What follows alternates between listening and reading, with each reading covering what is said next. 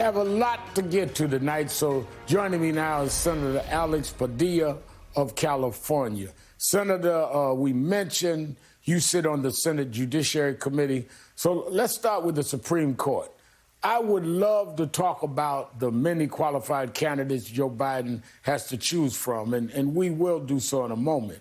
But some of your Republican colleagues on the judiciary don't care about any of that, saying this week he wants a nominee that, quote, knows a law book from a J. Crew catalog. I mean, Republicans probably can't stop this confirmation, but they can certainly try to debase the process and tarnish the nominee. Are you at all concerned about that? Look, I'm more than concerned. I'm frankly insulted. It's good to be back with you, Rev, at such a critical time to think that even before we know who the nominee is, several Republican senators, not just Senator Kennedy from Louisiana, shame on him, have come out the way they have because of the president's commitment, his pledge to appoint the first Black woman to the Supreme Court. He made the pledge as a candidate. He's keeping it, and I'm fully supportive of that. Rev, as you know, when I joined the Senate last year, I became the first Latino to represent the state of California in this important body. So I can attest firsthand, representation matters. The perspective, the voices we bring to these institutions is critical, and look forward to being part of this history when we do confirm the first Black woman as a Supreme Court justice. Now let's get to the nominees. There are a number of names out there, all of them with great life stories and qualifications. What I want to know is, Republicans have been highly effective in identifying the kind of so-called conservative values they want for their judicial nominees.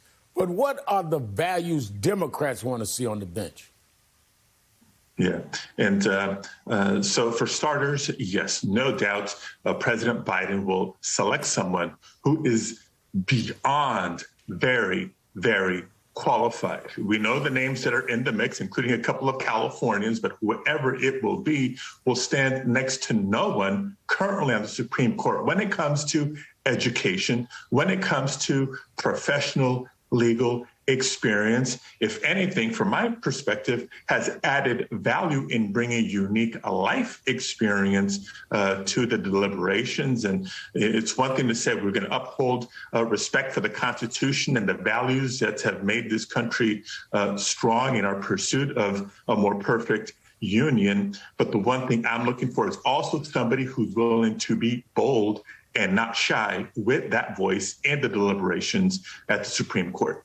Now, let's turn now to the fight for democracy.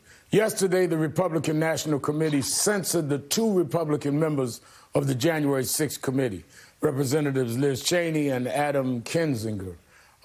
In doing so, they suggested that what happened that day was, quote, a legitimate political discourse. I mean, I can only assume similar condemnation awaits former Vice President Mike Pence, who yesterday said former President Trump was wrong in his claim that Pence would have had the power to overturn the 2020 election. Republicans are at war over the future of democracy, and it appears the anti-democratic side is winning. Now that voting rights legislation seems stalled, what are Democrats doing to try and combat this, Senator? Yeah, well, too, we just got to continue to call it out for what it is. You know, too many Republicans continuing to put allegiance to Trump ahead of allegiance to the Constitution, not just some Republican voters, not just activists within the Republican Party, but Republican office holders, including members of Congress. Short term, we got to keep pressing the case. The urgent need for voting rights protection across the land has not gone away, and the conversations do continue in the Senate and in Congress. I'm not giving up on figuring out a way around the filibuster to advance legislation this year, but long term, November is going to be here before we know it, and we're all going to need to do what we need to do again to go to the polls. Imagine if we had 51, 52, 53 Democrats or more in the Senate, how much easier it would be to advance voting rights protections. So we got to fight both short term and long term. We're not giving up, Rick. Before I let you go, Senator, as you said, you just celebrated your first anniversary as a senator. Congratulations. But the clock is ticking down toward the midterms. And I'm wondering what else Democrats can deliver for voters ahead of Election Day. Will we see some components of the Build Back Better Act passed as smaller pieces of legislation? No doubt there will be some new version of Build Back Better, maybe by a different name, maybe in one bill, maybe in two or three. There's too many elements of Build Back Better that, number one, are popular, number two, are necessary. And you pick whether it's the need to invest more in access to health care, affordable housing, the child tax credit that needs to be extended, environmental protection. We see the impact of climate change, not just wildfires in the West, including California, but hurricanes in the South, flooding in the Northeast, tornadoes in the Midwest, everywhere in between. So I think Democrats will, number one, tick off the wins that we already have from the benefits of the American Rescue Plan last year, the bipartisan infrastructure package that has been signed into law. That's why we see record job numbers that the president announced yesterday, record wages and wage increases. That's a good thing. And the picture's only going to get better between now and November.